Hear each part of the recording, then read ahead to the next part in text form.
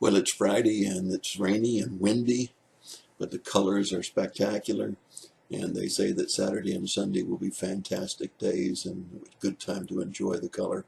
We'll post some more pictures beginning of next week so that you can see the prime colors of this particular season.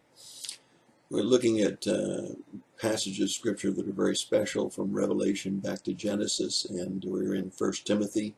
First verse we want to look at is 1 Timothy 5:22. Do not lay hands upon anyone too hastily, and whereby share the responsibility for the sins of others. Keep yourself free from sin. Churches that have very stringent requirements for elders, deacons, teachers are wise. Many times a young person doesn't have the maturity in other areas to conduct themselves in a proper way in that particular office or position.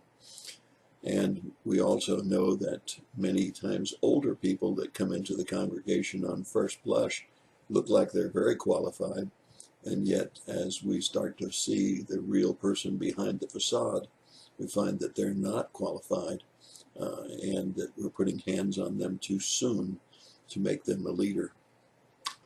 But the second verse that I want to cover with you, or second series of verses I want to cover with you, are perhaps even more important today, because this is a danger that we have in our society with the emphasis on material things. Chapter 6, verses 6 through 10. Godliness actually is a means of great gain when accompanied by contentment.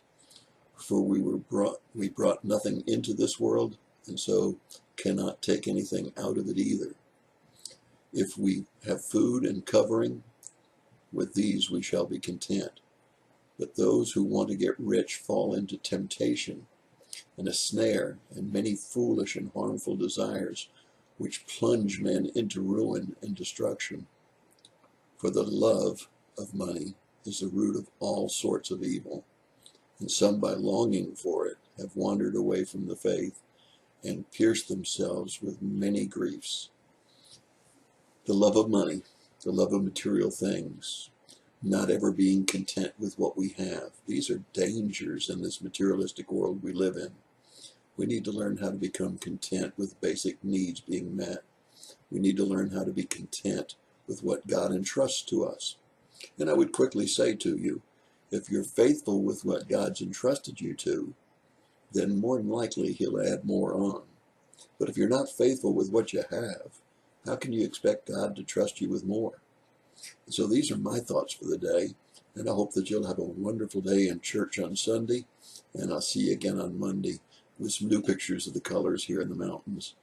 That's my thought for the day. God bless you.